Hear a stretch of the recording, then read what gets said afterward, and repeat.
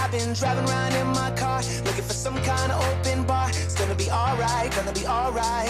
반갑습니다. 끝자세계 내신생입니다. 이번 시간에는요, 부문별 배분, 그리고 보조 부문 배분 방법이라는 챕터를 해보도록 하겠습니다. 우선은 챕터 들어가시기 전에 코스트맵이라는 그림을 제가 이렇게 넣어놨는데요. 네, 표죠. 우리가 방금 1번, 2번 챕터에서 했던 원가의 종류라든지 그리고 원가 계산하는 방법은 우선 기본적으로는 이제 공장 전체를 기준으로 했을 때 각각의 제조 간접비라든지 이런 것들 어떻게 배부하는지를 배웠던 겁니다. 그럼 이번 시간에는 부문별 배부라는 거를 한번 배워볼 거예요. 그래서 우리 전산회계 시험에서는요, 공장 전체 배부와 그리고 부문별 배부까지가 보통 시험으로 나오고 있습니다. 그리고 이렇게 1번, 2번까지를 정통적 원가 계산 방법이라는 말을 쓰고, 그리고 조업도 기준으로 원가를 배분한다, 이런 표현을 쓰고 있는 겁니다. 그리고 그 다음에 이제 최근에 나온 게 이제 활동 기준 배부인데, 이거는 우리 시험 범위에서는 아직까지 나온 적은 없습니다. 그렇다면 이거를 공부해야 될까 말아야 될 건데요. 제가 늘 말씀을 드리지만 시험에 지금까지 나오지 않은 것은 공부하지 마라. 그럼 나오면 어떡하냐? 그럼 틀리면 되고요. 혹시나 이제 나오면 그때부터 그 문제를 가지고 분석을 한 다음에 공부를 하는 게 어쨌든 간에 우리 시험 공부하는 시간을 줄일 수 있는 방법입니다. 그러니까 너무 불안해서 이거 나오면 어떡하죠? 라는 거에서 이제 활동 기준 배부 이런 것들을 공부해라는 게 아니라 기존에 자주 나오는 것들 위주로만 잘 공부하시고 그것만 잘 들고 가셔도 시험 합격하시는 데는 전혀 지장이 없습니다. 그러니까 안 나왔던 거 혹은 안 나올 만한 거, 나올 가능성이 낮은 거에 너무 포커스를 맞추지 마시라는 그런 말씀을 드리고 싶습니다. 그래서 이번 챕터에서는 부분별 배부 부분을 할 거예요. 자, 근데 이제 요런 테마가 OH 배부와 관련된 내용들이었어요. 그래서 요거가 첫 번째 우리의 관심사였던 거죠. OH는 제조간접비라는 거 알고 계실 겁니다. 자, 그리고 뒤에 가면 생산 방식에 따라서 개별 원가 계산과 종합 원가 계산의 차이에 대해서도 따로 배울 거고요. 그리고 원가의 성격에 따라서 이제 실제 원가 계산, 정상 원가 계산, 표준 원가 계산, 이게 뭐가 다르냐, 그런 거 한번 보도록 할 거고요. 그 다음에 원가 범위에 따라서 이제 우리 요거는 이런 부분, 그 1번 챕터 원가의 정의 분류할 때 잠깐 등장했던 건데, 전부 원가 계산과 변동 원가 계산, 요것과 관련된 부분이 있습니다. 요거는 사실은 시험에 그리 자주 출제되는 부분은 아니기 때문에 혹시 뒤에 뭐가 문제가 나온다면 간단하게만 언급하도록 하겠습니다. 그리고 초변동 원가 계산도 요 세 가지가 같은 카테고리라고 보시면 되는데요. 우리 시험에서는 어쨌든 1번, 2번에 대한 언급만 잠시 문장으로 나왔었습니다. 그래서 그것만 한번 생각을 하시면 되겠고, 자, 이번 시간에는 어쨌든 우리 시험에 자주 나오는 부분인 부문별 배부, 요 부분과 관련된 이야기를 해보도록 하겠습니다. 자, 먼저 지금 제가 그림을 하나 그려놨어요. 보시다시피 요거가 이제 공장입니다. 그래서 공장 전체적으로 발생하는 제공품이 있을 거예요. 이런 식으로 이렇게 제공품 하면서 우리가 지금까지 배웠었던 그런 부분입니다. 기초, 기말, 그리고 총, 그 다음에 여기 제품, 이런 식으로 우리가 외웠었죠. 네. 그거는 공장 전체를 기준으로 했을 때 이런 식으로 배부한다, 이런 내용이었는데요. 사실은 이제 공장 안에 보시면 A 제품을 생산하는 라인이 따로 있을 것이고 B 제품을 생산하는 라인이 따로 있을 겁니다. 그죠? 그렇기 때문에 A 제품과 B 제품이 만약에 성격이 좀 다르다면 같은 원가 배부 방식을 접목하면 안 된다. 이제 그런 부분이 조금 문제가 되겠죠. 그러니까 좀 더 정확한 원가 계산이 안 되는 거죠. 그래서 공장 전체 배부 방법을 좀 더 세분화시켜서 원가 계산을 보다 정확하게 하고 싶다. 그런 이야기를 하는 건데요. 자, 우선 먼저 부문을 잘 보세요. 보조 부문이라는 게 있습니다. 그래서 요거는 이제 예시로 두 가지의 보조 부문이 있다라고 가정을 하고요. 첫 번째 보조 부문은 수선. 뭐 기계가 고장나면 엔지니어들이 가가지고 고쳐주는 거죠. 그 다음에 두 번째는 전력 부문. 전력 부문 같은 경우는 뭐 제조 생산 라인 1번에다가도 전기 넣어주고 2번에다가도 전기 넣어주고 뭐 그런 식으로 여러 가지 서비스를 제공하겠습니다. 자, 그러면 이렇게 수선 엔지니어들과 전력 엔지니어들은 어딘가에 어떤 라인에 소속된 그런 부서는 아닌 셈이죠. 그렇죠? 그렇기 때문에 나중에 제품 A에 그 사람의 뭐 인건비라든지 전기가 얼마나 들어갔지, 전기력 얼마나 배부해야 되지, 이런 문제들이 발생을 한다는 겁니다. 자, 그래서 얘네들도 뭐 기초 발생, 배부, 기말 이런 식으로 그림을 나타내는데 다른 거는 굳이 보실 건 없을 것 같고요. 이 부분이 제일 중요한 부분입니다. 이 배부 부분. 자, 수선부에서 먼저 서비스를 제공을 합니다. 그러면은 제조 부문 1이라 되어 있죠. 이건 1번 생산 라인이라고 할게요. 그리고 제조 부문 2 보이시죠? 이거는 2번 생산 라인이라 하겠습니다.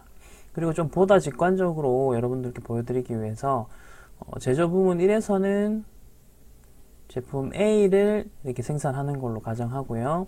그 다음에 제조 부분 2에서는 제품 B를 생산하는 것으로 가정하겠습니다.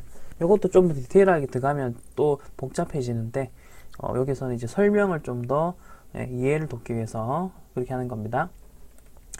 자, 그럼 보시면 아시겠지만 제조 부문 1, 제조 부문 2 이건 우리가 배웠던 무슨 그림과 비슷하냐면 제공품 그림과 둘 다 비슷한데 우리가 원래 이렇게 제공품 그림을 하나로만 공장 전체 그거를 대상으로 해가지고 그렇게 원가 계산을 했다면 여기서는 이제 라인별로 제공품 T 계정을 따로 만든 거죠.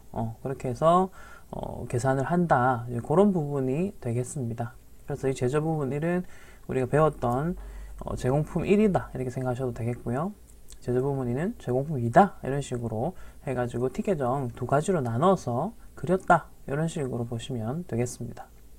자, 다시 보조 부문으로 돌아가서 자, 수선부 직원이 자, 1번 라인에 와서도 그 고장난 부분을 고쳐주는 서비스를 해주겠죠. 그러면은 요 서비스가 이제 원가가 발생을 할 거잖아요. 그 사람 인건비를 줘야 되니까. 그럼 그 인건비가 물건값에 들어갑니다. 자, 그럼 이제 물건값 중에서 어디에 들어가느냐? 그거를 추적을 해보자는 거죠.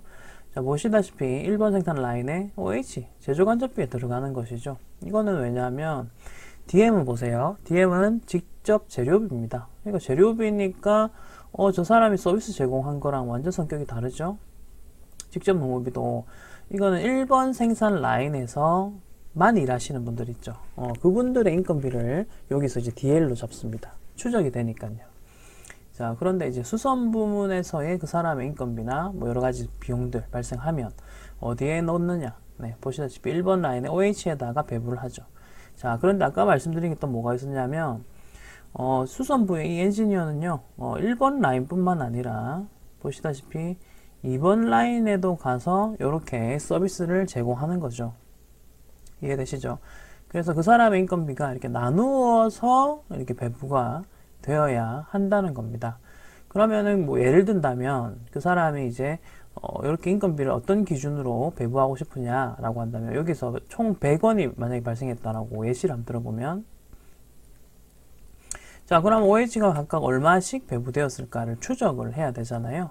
그거를 이제 이따가 어떤 인과관계별로 추적을 할 건데요. 보통은 요거 같은 경우는 이제 사람의 인건비니까 작업한 시간으로 시간을 기준으로 해서 각각 이렇게 배부를 해줄 겁니다. 그래서 이 두 가지 배부된 금액은 여기서 이제 100에서 출발했으니까요. 얘네들 둘이를 합쳤을 때 이제 100이 되는 거겠죠.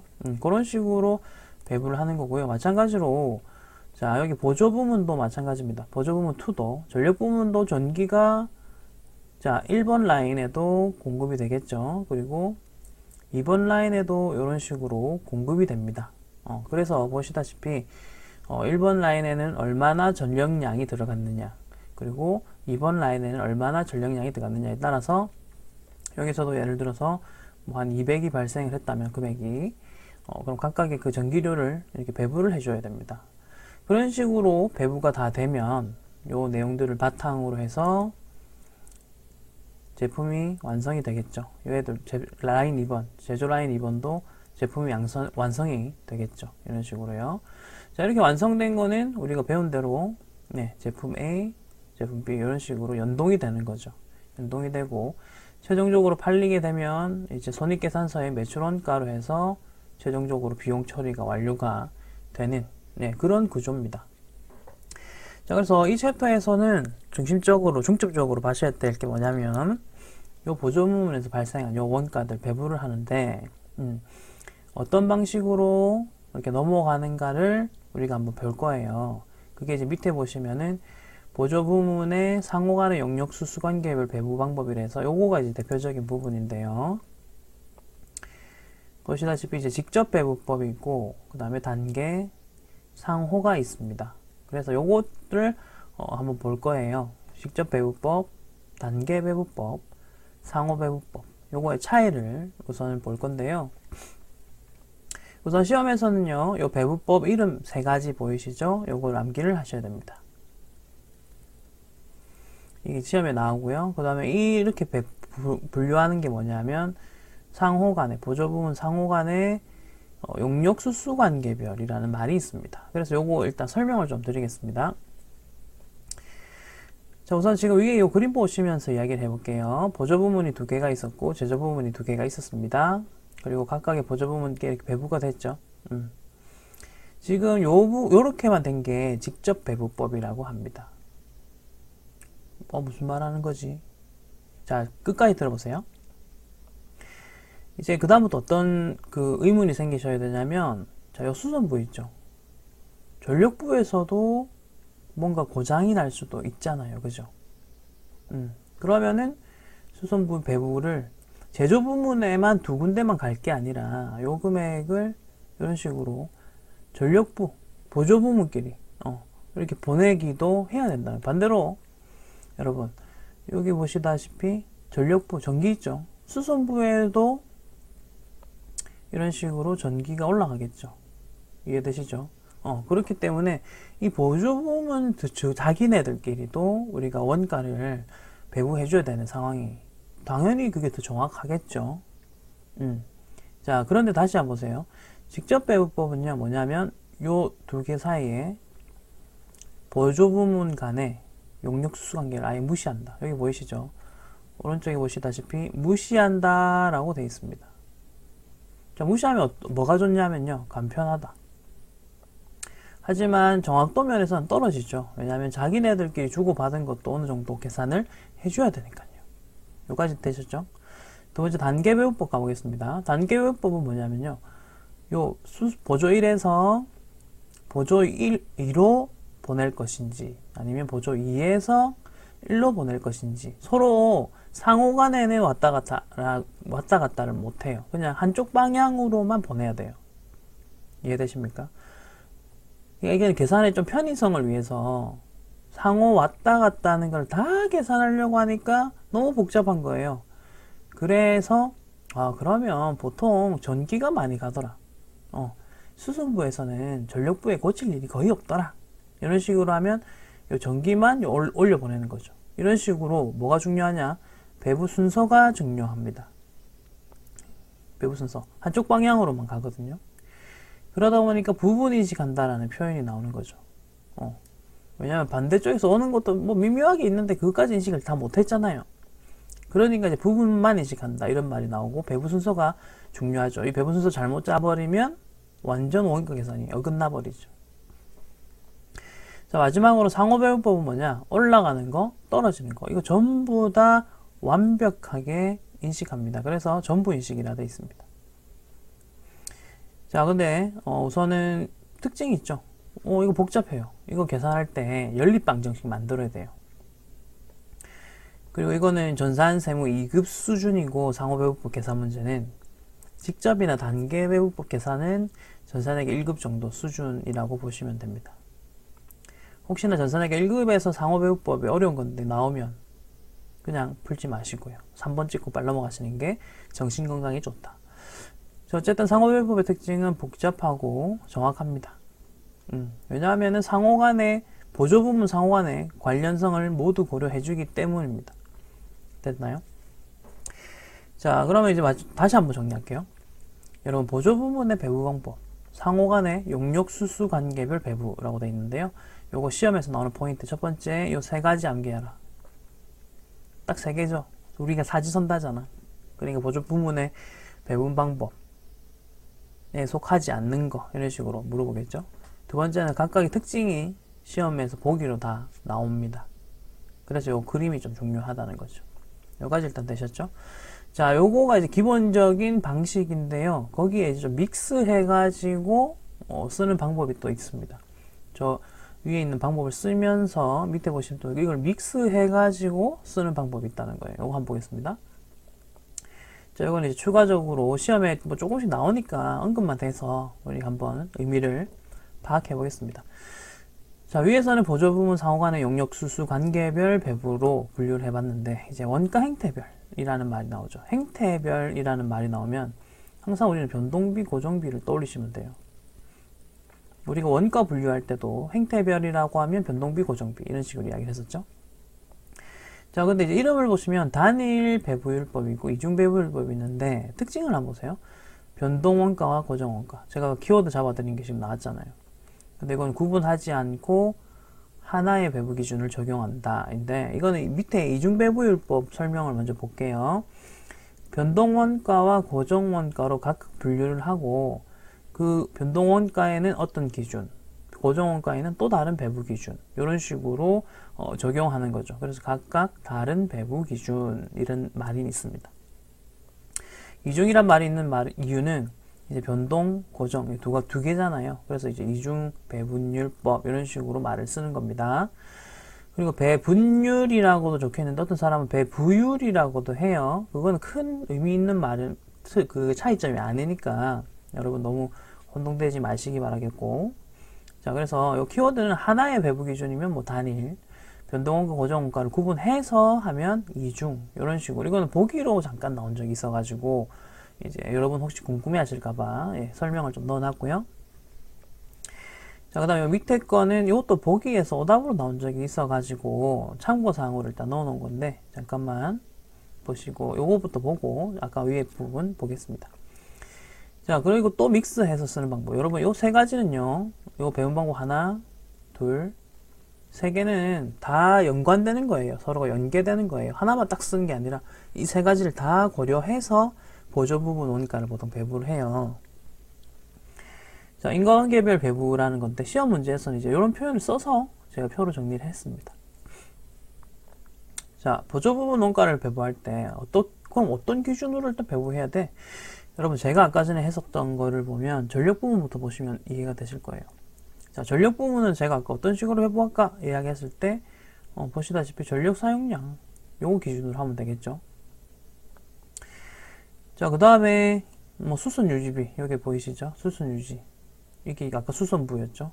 이건 수선 횟수라든지 뭐 유지 작업 시간이라든지 이런 걸 기준으로 해서 각각의 보시면 요 그림에서 뭐 요거 배분했잖아, 그치? 이런 식으로 그걸 배분하는 기준을 말하는 거예요. 인과관계별로 원인에 따라서 전기는 보통 전기량으로 이렇게 전력량으로 할 수 있고 수선은 뭐 작업 시간이라든지 뭐 작업 횟수 이런 거 가지고 우리가 기준으로 잡을 수 있겠구나. 지금 그런 거 말하는 거예요. 그래서 이게 다 연관 관계가 있는 겁니다. 자, 그래서 이거는 다 한번 봐주셔야 돼요. 이거 한번 쓱 보면서 읽어봐주세요. 기계 관련해가지고 기계 감가상각비가 있겠죠. 기계는 기계 가동 시간입니다. 그 다음에 식당이나 노무 직원들을 관리하는 부분은 종업원의 수로 식당에서 이제 밥값이 총 금액이 나올 거 아니야, 그지?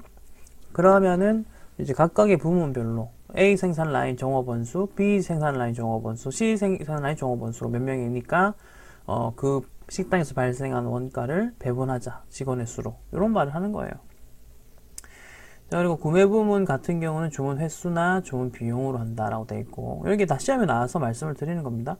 검사 부문 같은 경우는 검사 한수량, 검사 시간 이런 식으로. 이게 사실은 뭐 보면은 그래 고개가 끄덕끄덕 해지는 거죠. 자, 그다음 공장에서 발생하는 임차료나 재산세 요거 좀 특이한 건데요. 연면적 비율입니다. 자, 공장에서 월세가 발생합니다. 그러면 우리는 공장 하나에 대한 월세를 내죠, 그죠? 자, 그런데 그 안에 생산 라인 1이 있고 생산 라인 2가 있고 3이 있을 거예요. 그러면 각각 임차료, 월세를 배분해 줘야 됩니다. 제조간접비로요. 그럼 어떤 기준을 따질 거냐인데, 보통은 이렇게 면적, 그 부서가 그 생산 라인이 차지하고 있는 면적에 따라서 요거를 배부하겠다. 그런 이야기 하는 거예요. 자, 그다음 공장 같은 경우도, 건물 같은 경우도 보시다시피 공장이랑 거의 비슷한데 청소해 주시는 분들이 있고, 건물도 감가상각비가 있겠죠. 이것도 면적입니다. 자, 그래서 요런 것들을 바탕으로 해서 시험 문제들이 나오니까 한번 풀어볼 거고요. 이제 하나만 더. 이제 이거 참고적인 부분입니다. 정상원가 계산이라는 단어가 보이시는데요. 요거는 아까 코스트 맵에서 요거 실제냐, 정상이냐, 표준이냐, 뭐 요거 할 때 할 거다 이렇게 말씀을 드렸었는데, 네, 뒤에 가면 나오는 건데요. 그리고 OH 배부 차이 조정 방법이라는 거예요. 그래서 사실은 우리가 정상 원가 계산이 뭔지를 안 배우셨기 때문에, 그래서 요거는 한 번만 읽고, 요 배부 차이 조정 안에는 매출원가, 영업의 손익, 비례배분율법이라는 게 있구나. 그리고 비례배분율법 안에는 총원가 비례, 요소별 비례법이 있구나 정도로만 우선은 알고 넘어가시면 되겠습니다. 요거 한 번만 읽어보세요. 읽어보시고 제가 또 설명할 기회가 생기면 요거 한 번 더 설명을 드릴 수 있도록 할게요. 여러분, 자격시험은 너무 많은 설명이 필요 없어요. 딱 시험에 뭐가 나오면 뭐를 암기해라. 제가 알려드리는 것만 암기하시는 게 중요해요. 그리고 제가 모든 내용을 통암기하라고 하지 않습니다. 항상 선암기, 후이해를 제가 강조를 해드리고 있죠. 그러니까 그 컨셉을 잘 이해하시고 따라오시기 바랍니다. 모든 걸요, 이해하고 암기하시면 안 돼요. 시간 없어요, 우리 지금. 이거 빨리 하고 끝내야 돼요. 그러니까 최소한의 것, 회계 구구단에 해당되는 거, 뭐 회계 공식에 해당되는 거, 수학으로 치면 그거 우리 어떻게 해요? 암기부터 하잖아, 일단. 그러니까 암기하시고요. 그 다음에 관련된 내용은 제가 이해를 좀 시켜드리겠습니다. 근데 또 최소한의 이해해요. 뭐 엄청 디테일하게 케이스 스터디 하듯이 1시간 동안 그걸 설명드릴 수 없잖아요. 그죠? 우리는 대학 수업이 아니니까. 넘어갑니다. 자, 이제 문제를 바로 하나씩 풀어보겠습니다. 2번부터 갑니다. 자, 보조부문 원가를 제조부문에 배부하는 원가 방식이 아닌 것은 되어 있고요. 키워드는 직접, 단계, 상호였습니다. 답은 1번. 이런 식으로 됐죠? 자, 보조부문비를 배부하는 방법이 아닌 것은 단계, 상호, 직접이죠. 답은 1번. 자, 보세요. 단일 배분율법과 총원가 비례법이 뭔지는 본문에 아까 여기서 여기 있죠. 요런 거, 그 다음에 총원가 비례법 요런 거 여기서 잠깐 언급해드렸으니까 올라가셔서 그냥 보세요. 아, 여기 있던 거지. 이런 식으로. 그리고 행태별 배부에는 단일 이중이었고 이런 식으로 봐주세요. 자, 그 다음 정상원, 요거 보세요. 이게 특이한 문제였거든요. 정상 개별 원가 계산에서 제조간접비의 배부 차이를 조정하는 일반적인 방법이 아닌 것은 뭐냐. 자, 요거는 요 문제 나온 김에 한번 볼게요. 여기 보면 매출원가법, 영업의 손익법, 비례배분법 이렇게 되어 있죠. 자, 그럼 매출원가법, 영업의 손익법, 비례배분법 답은 1번입니다. 3번입니다. 이런 식으로 하죠. 이게 다예요. 이게 뭐 자세히 설명드리면 좋겠지만 요거는 제가 크게 설명드릴 건 없고요. 지금 한 번만 더 터치만 좀 해드릴게요. 뭐냐면 OH 배부 차이가 난다라는 건데요. 이게 정상 원가 계산이 뭐냐면 이제 실제 원가 계산, 정상 원가 계산, 표준 원가 계산 이렇게 있어요. 근데 우리가 실제가 제일 좋아요. 왜냐면 실제 발생한 원가를 기준으로 원가를 배부를 팍팍팍팍 하면 되잖아요. 그죠? 근데 실제 원가라는 게요, 여러분, 언제 확정이 됩니까? 모든 돈을 다 쓰고 나서 나중에 확정이 돼요. 그러니까 이게 너무 뭔가 의사결정을 빨리빨리 진행해야 되는데 좀 그게 적절하지 않더라는 거죠. 그래서 정상 원가가 뭐냐, 미리 우리가 과거의 데이터를 기반으로 해서 정상 원가라는 데이터가 있거든요. 그래서 미리 원가를 막 배분해요. 그런 다음에 기말에 뭐 한다? 실제 원가와 정상 원가의 OH 차이가 이제 나거든요. 그걸 조정하는 방법입니다. 여기까지만 일단 설명드릴게요. 자, 그리고 원가, 그러니까 비용의 배부 차이 있잖아요. 비용은 우리가 손익계산서에서 매출원가라는 카테고리 있었죠. 그리고 여기는 판관비는 없고요. 그리고 영업의 수익과 비용이 있었죠. 그거예요. 그래서 매출원가에 보내면 매출원가 조정법이라고 하고요. 영업의 손익으로 모두 비용 처리해버리면 영업의 손익법이랍니다. 근데 좀 더 정확하게 매출원가에 얼마, 영업의 손익이 얼마 이런 식으로 계산을 좀 디테일하게 하고 싶으면 비례배분법이라는 방법을 쓰는 거고요. 그리고 그 안에는 총원가 비례법, 요소별 비례법이 있다. 요 정도예요, 설명은. 자, 그런데 여러분 요게 매출원가 조정법 요 부분 있죠. 요거 이게 이제 왜 중요한 문제가 되었었냐면요. 이게 3번 문제 보이시죠? 3번 문제가 57회에 나왔었어요. 보이시죠? 그리고 이 답이 1번이었어요. 그리고 밑에 이제 잠깐 짧게 해설이 쫙 돼 있었어요. 총원가 비례법은 정상원 개별원가 요거에 속한다. 이런 식으로 있었어요. 자, 그러면 이제 우리가 기출문제를 가지고 공부하는 사람 입장에서 어떻게 하셔야 되냐면요. 3번 문제 답 1번 맞았어. 이게 끝. 이게 아니라 그 해설도 보셔야 돼요. 이거 뭐지? 하면서 살짝 호기심을 좀 가지시긴 해야 돼요. 특히나 이 오답에 대한 설명을 하잖아요. 기출문제에서. 그러면 그게 이제 예고편이라 보시면 돼요. 앞으로 이렇게 문제 나올 거야. 이거 예고편 이런 식으로요. 그래서 이제 저는 요거가 57회 이후부터는 요거에 대한 설명을 계속 드렸었어요. 학생들한테. 요거 이제 앞으로 나올 거니까 준비해라. 보니까 62회 때 나왔어요. 문제는 그런 식으로. 근데 순실현 가치법까지는 모르셔도 돼요. 그냥 이게 오답이다 정도만 체크하시면 돼요. 이것까지는 모르셔도 괜찮습니다. 그렇게 해서 답은 3번이었고요. 이제 6번 문제 보시겠습니다. 다음 중 제조간접비의 배부 방법에 대한 설명으로 잘못된 것은, 자, 이게 보세요. 앞에까지는 보조 부문이라는 말을 막 해왔었잖아요. 그죠? 근데 지금 말을 보기를 딱 읽다 보니 직접, 상호, 단계, 상호 이런 식으로 나온다는 거죠. 이거 뭐지? 이거 보조 부문 간에 그거 이야기하는구나. 여러분, 이제 여러분들이 자격시험을 좀 공부하셨으면 문제가 이렇게 친절하지 않더라도 여러분들이 알아서 척하면 척 좀 알아들어야 돼요. 그런 능력도 좀 필요해요. 아니 선생님 여기 아무리 봐도 보조 부문에 대한 이야기도 없고 그냥 제조 간접비 배부 방법 나와 있는데 어떻게 해야 되는데요? 어떻게 하긴요? 보기 봐야죠. 오케이? 보기 보면서 눈치껏 하셔야죠. 눈치가 있어야 돼 사람이. 자, 갑니다. 직접 배우법은 가장 간단 맞죠? 상호 배우법 가장 복잡 맞고요. 단계 배우법의 키워드는 제가 아까 배부 순서라고 했습니다. 기억하시고요. 그 다음 상호 배부법은 보조 부문 간의 용역 관계를 고려하지 않는다가 아니라 완전하게 고려한다죠. 답은 4번입니다. 됐죠? 8번 갑니다. 자, 보조 부문의 원가를 배부하는 방법과 틀린 것은 돼 있고요. 자, 직접, 단계, 그 다음에 요까지 방법은 일단 1, 2번 나왔네요.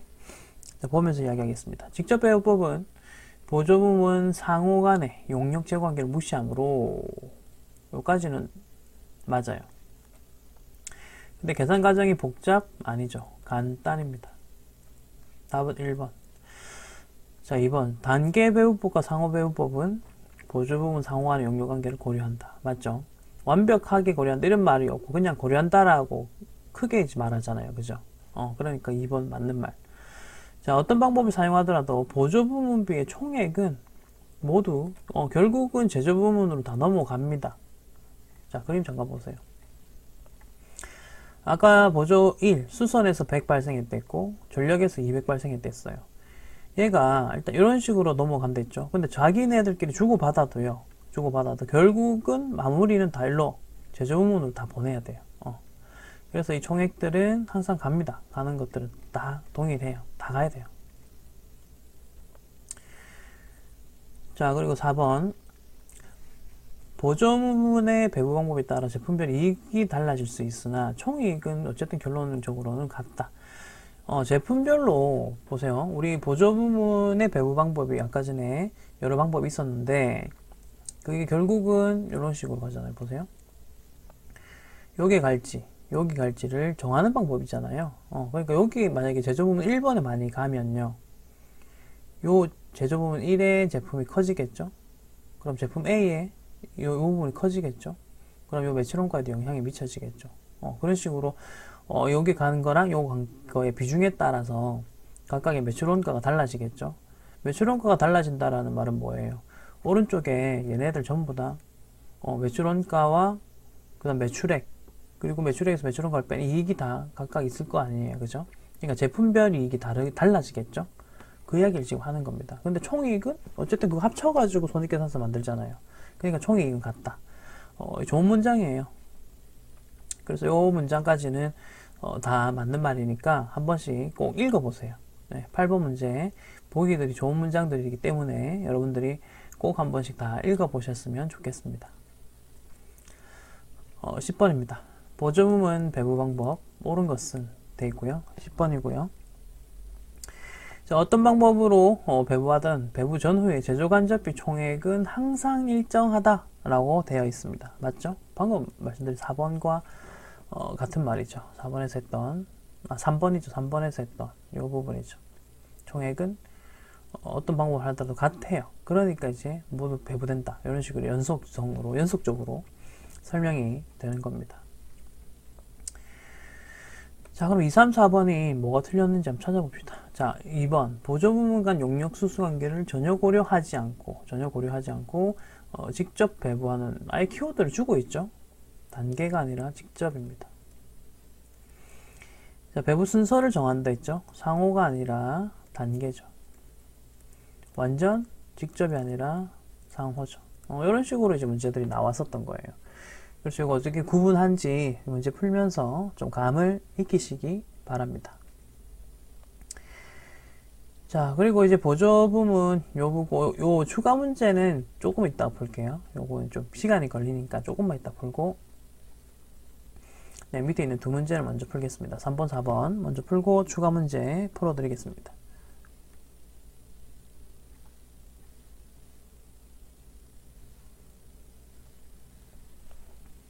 자, 다음 중 공장 건물의 재산세를 공장 건물 재산세 배부하는 적합한 배부 기준은 뭐냐 이렇게 이야기하고 있고, 아까 건물이면은 어떤 식으로 해결하고 있죠? 연면적 1번 공장이나 건물이나 이런 것들은 연면적으로 간다라고 제가 말씀을 드렸죠. 그 다음에 4번 배부 기준이다 적절하지 않은 것은 뭐냐라고 하고 있고요. 자, 요거는 아까 위에 보셨던 표만 보시면은 네, 다 어느 정도 확인이 가능하실 겁니다. 자, 노무관리는 종업원수로 갑니다.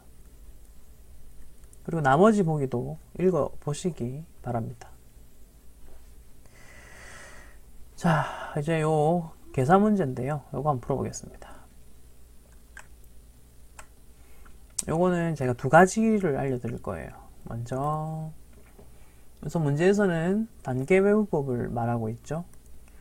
단계 배부법을 말하고 있는데요. 저는 우선 직접 배부법도 한번 계산을 해볼 거예요. 그래서 직접 배부와 단계 배부 두 가지를 다 할 줄 아셔야 됩니다. 그래서 네, 그거를 다 지금 보도록 하겠습니다. 자, 우선 직접 배부법부터 파란색으로 풀이를 할게요. 자, 보조부문에 발생한 제조간접비를 제조 부문에 배부하고자 한다. 자, 그래서 문제에서 물어보는 거 수선 부문에서 절단 부문으로 배부될 제조간접비는 얼마인가. 자, 수선 부문은 여기 있고요. 절단 부문은 여기에 있습니다. 됐죠? 그리고 밑에 뭐 단 이렇게 돼 있는데 요거는 이따가 단계 배부법 할 때 할 거고요. 자, 이제 보세요. 우선은 보조 부문이 오른쪽에 있습니다. 위치 잘 보셔야 돼요. 제조 부문은 이렇게 있고요. 아까 제가 1번, 2번 이랬지만 그걸 좀 더 디테일하게 하면 조립부, 절단부가 제조 부문 이런 식으로 표현도 가능합니다. 자, 보시면은 먼저 지금 전력 부문과 수선부 얘네들을 이렇게 금액들이 있죠. 요것들을 배부하겠습니다. 우선 전력부부터 해보겠습니다. 전력부는요, 보시다시피 전력부문에 동력공급이라는 기준이 있습니다. 보이시죠? 자, 직접배부법에 따르시면요, 이런 식으로 동력 공급 킬로와트 수 기준으로 보내시면 되겠습니다. 그래서 20만원을 나누어서 보내는 거죠. 자, 두 군데가 300과 100이죠. 두 개 합치면 400입니다. 그죠? 비중을 지금 이제 비례식처럼 만드는 거예요. 자, 그러면은 먼저 첫 번째 요거는 총 400 중에서 300 이런 식으로 곱하시면 되겠고, 아래쪽에 간 요거 같은 경우는 400 중에서 100만큼 갔다 이런 식으로 계산을 하시면 되겠죠. 됐고요. 그럼 45, 4, 32. 자, 요거 금액으로 12만원이 넘어갔고, 여기에는 4, 4일은 4. 잠깐만, 이게 금액 다시 4, 5, 20이구나. 5, 35. 계산 다시 할게요. 제가 암산하다가 망했어요. 자, 여기가 15만원이 가고요. 여기가 5만원이 가면 되겠다. 오케이. 자, 그러면 20만원 배부 끝났죠? 그런 식으로 하시면 돼요. 자, 수선부는 여기 보시다시피 수선 부분에 시간이 있습니다. 그래서 그 시간을 기준으로 해서 이런 식으로 보냅니다. 자, 지금 금액 두 개만 보시면 되죠. 10, 40 두 개 합치면 50이죠. 5대 50분의, 자, 얘 같은 경우는 50분의 10이고요. 얘 같은 경우는 50분의 40이죠. 두 개를 합쳐서 50이거든. 지금 뭐 하는지 찬찬히 들어보세요. 아시겠죠? 자, 그래서 36만원을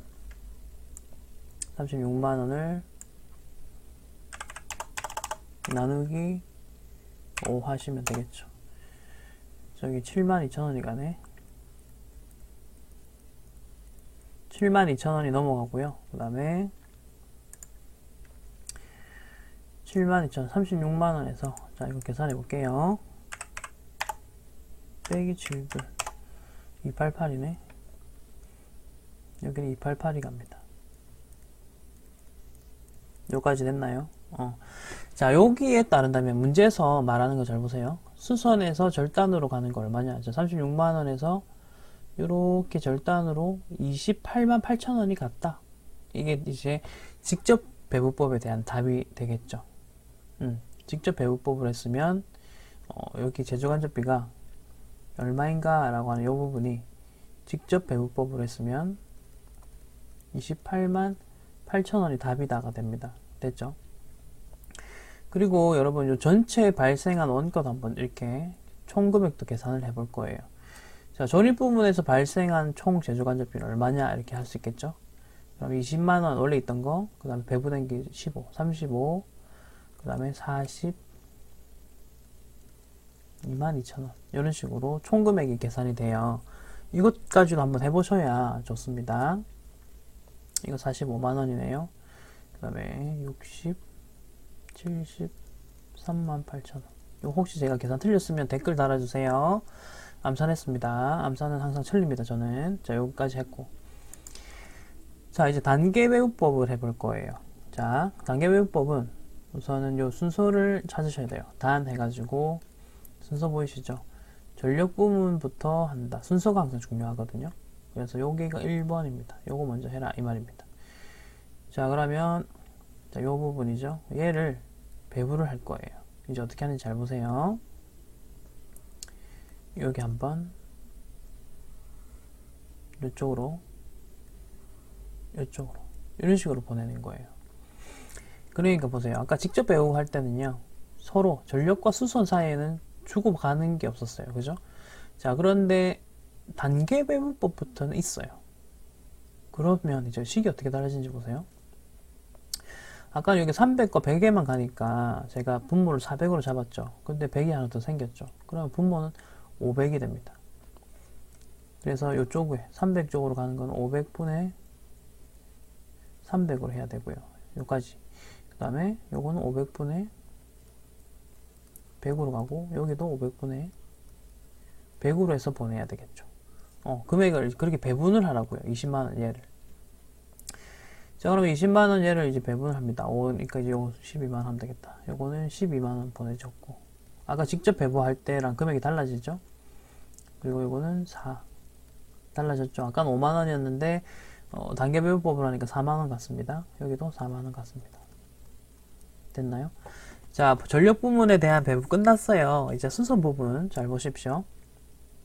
수선 부분은요, 원래 36만원 있었지만 지금 추가로 받은 돈이 4만원 있어요. 그래서 총 40만원의 제조간접비에서 출발합니다. 수선부도 그러면 전력 부문에 가야 되나요? 안 가도 돼요. 요거는 왜냐면 단계 배분법이라서 그렇습니다. 상호 배분법이면 이거 가는 거를 연립방정식 세워가지고 서로 계산을 해요. 근데 우리는 그거까지는 안 해본댔어요. 지금 요것도 지금 복잡하잖아. 시간 걸리고, 그지? 요 40을 이제 배부하면 돼요. 자, 40을 배부를 합니다. 40이 요렇게 하나 넘어가고, 그 다음에 요렇게 넘어갑니다. 딱 두 군데만 가는 거죠. 보시다시피.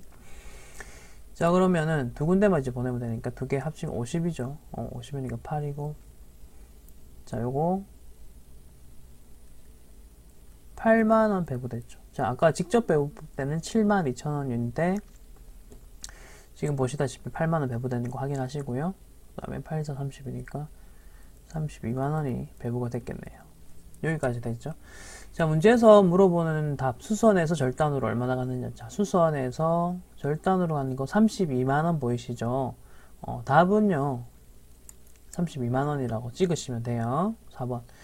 자, 근데 아까처럼 조립 부문에 배부된 최종적인 제조간접비는 얼마일까요? 계산해보죠. 빨간색만. 20만원에다가 12만원, 32만원, 요거까지 하니까 40만원이네. 40만원. 지금 금액이 달라졌잖아. 그지? 직접 배부법 했을 때랑, 단계 배부법 해보니까, 계산해보니까, 이게 달라졌다고. 절단 부문도 보죠. 40만원, 4만원, 44만원, 76만원이 됐네요. 단계 배부법으로 하니까요. 절단 부분이 좀 더 커졌네요. 배부되는 금액이. 이런 식으로 해주시면 돼요, 여러분. 이런 식으로 해주시면 되고. 이 1번 문제 있죠. 요거는 한번 연습만 해본 거고요. 마지막에 푸세요. 시간 많이 걸리니까. 마지막에 풀자. 왜냐? 시간이 많이 걸리니까. 이건 할 줄 아셔도 한 번만 연습해 오시고, 실제 시험에서 만나시면 마지막에 풀자. 실무까지 다 하고 시간 남으면 그때서야 와가지고 한번 풀어주자.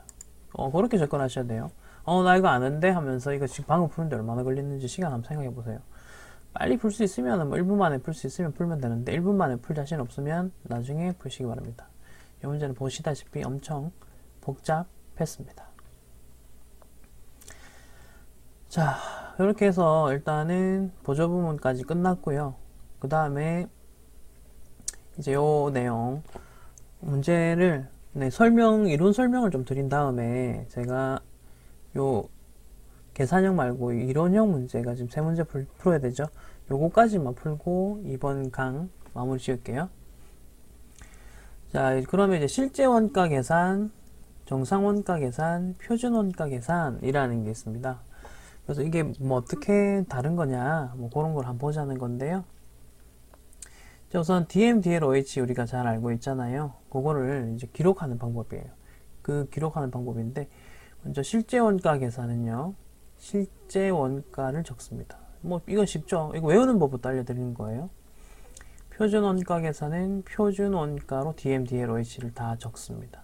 됐죠? 정상 원가 계산은 실제인데 밑에만 예정 배부액이라는 말을 씁니다. 이제 설명을 좀 드릴게요. 이게 어떤 컨셉이냐, 아까 전에 잠깐 설명을 좀 드렸었는데요. 이 실제 원가의 특징이 뭐냐면요,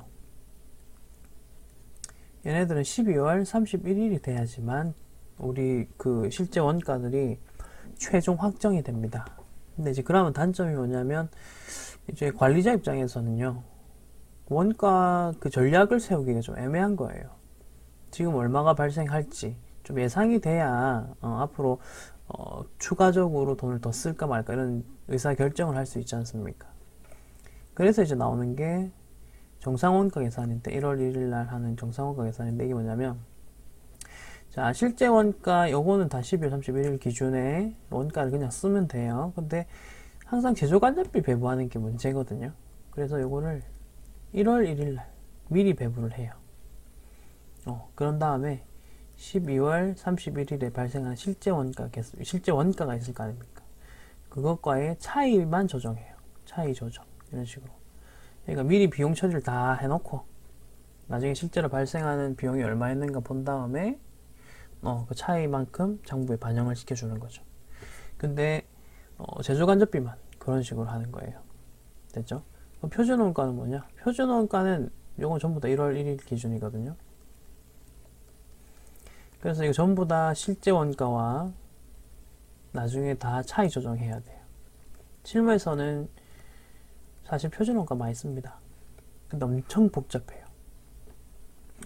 그리고 이거는 차이 조정하는 방법 모르셔도 돼요. 여러분들은 어차피 시험에서 요거 차이 조정하는 거는 우선은 요 정상원가만 나와요.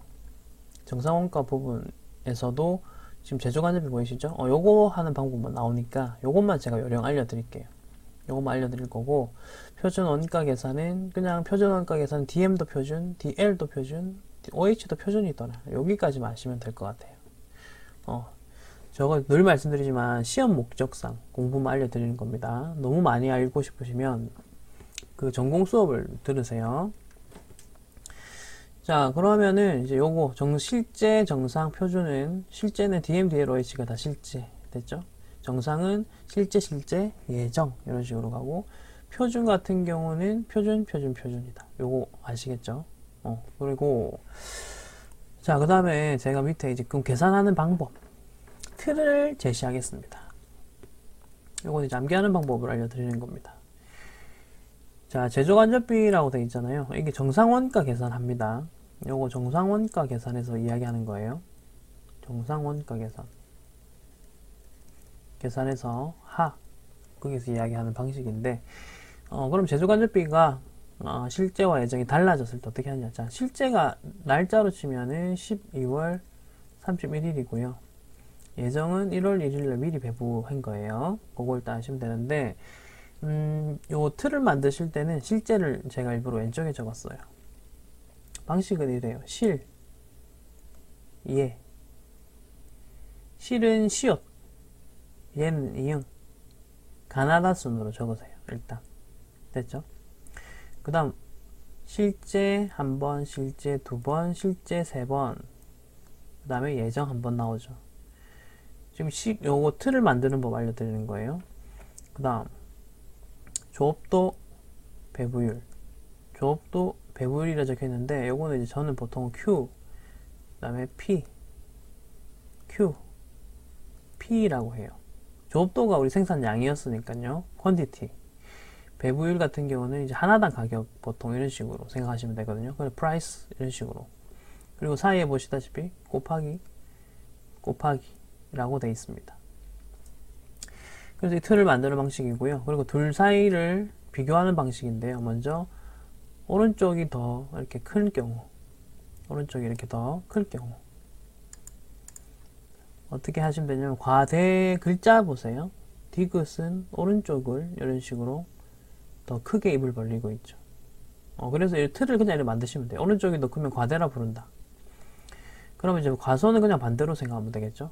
그래서 과대가 포인트입니다. 과대를 기준으로 하세요. 과대 보시다시피 디귿이 오른쪽으로 입을 벌리고 있으니까 그러면 오른쪽이 더 크면 보통 과대 배부했다 이렇게 얘기하는 거구나. 그럼 반대면 과소 배부했다 이렇게 하는 거구나 라고 아시면 됩니다. 요까지가 기본적인 틀이고, 요건 암기 좀 해주셔야 돼요. 방금 알려드린 요령대로 암기하시고 나중에는 이 안에 숫자 잡아 넣는 연습을 할 거거든요. 자, 그리고 이제 조업도라는 말을 한 번씩 발생액, 실제 조업도 이것도 발생액이라는 말로도 이렇게 이렇게 내더라고요. 근데 저는 발생액은 아닌 것 같은데 좀 크게 의미가 없는데, 이제 그런 보기가 나온 적이 있어가지고 그냥 한번 괄호 쳐가지고 넣어놨습니다. 네, 그리고 보시면 되겠고, 이제 문제 두 문제만 풀고 마무리 짓겠습니다. 세 문제네요. 자, 원가 계산 방법 중에서 틀린 것은 무엇이냐 라고 되어 있고요. 1번 실제 원가 계산은 직접 재료, 직접 노무, 제조간접비를 실제 원가로 측정한다. 맞고요. 정상 원가는 직접 재료는 실제 원가 측정. 여기까지 맞는데, 직접 노무 이것도 실제죠. 근데 여기서 뭐라고? 직접 노무비와 제조간접비를 예정이라고 했죠. 그 틀린 말이죠. 제조간접비만 예정이고 직접 노무비는 실제로 해야죠. 답은 2번입니다. 표준원가는 재료 직접 노무, 제조간접비를 표준원가. 됐죠? 자, 네 번째, 원가의 집계 방식에 따라 개별 작업별로 하는 개별 원가 계산, 제조 공정별로 하는 종합 원가 계산. 요거는요, 뒤에 챕터에 있습니다. 요거 맞는 말이니까 우선은 그냥 맞는 거다 하시고, 뒤에 챕터에서 제가 이거 좀 시간 들여서 설명 드릴 테니까 그때 가서 보겠습니다. 답은 2번.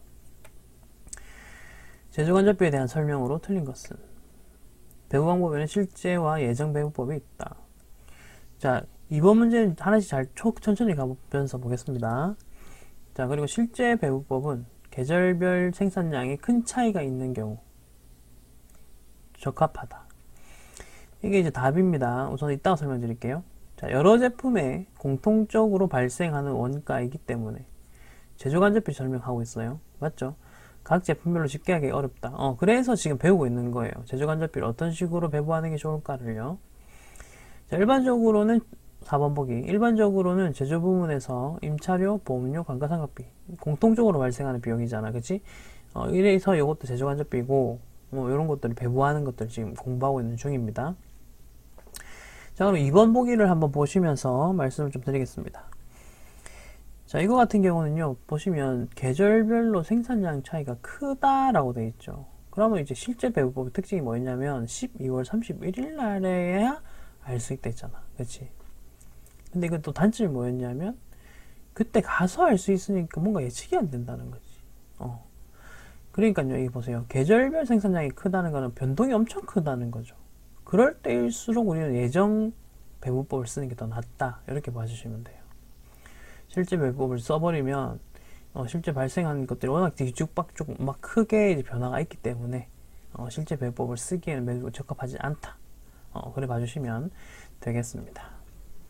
자, 이제 세 번째, 정상 개별 원가 계산 시 제조간접비를 예정 배부한다. 예정 배부 계산식이라는 이런 식으로 이제 말을 하고 있는데요. 자, 예정 배부 계산식 위에 보시면 이 부분입니다. 이 부분 보이십니까? 실제와 예정이 믹스되어 있죠. 실제와 예정이 믹스되어 있죠. 자, 보시면 실제와 예정이 믹스되어 있는 거는 이런 식으로 이런 식으로 답을 찍어내시면 되고, 발생액이라 되어 있죠. 아까 제가 말씀드렸죠. 보통 조업도라고 쓰는데 여기서는 이제 발생액이라고 쓰더라. 그 말씀을 드립니다. 자, 이번 챕터도 고생 많으셨습니다. 잠깐 끊었다가 또 다음 챕터 다음 부분 진행하도록 하겠습니다. 좋아요, 구독 많이 누르시면 고맙습니다.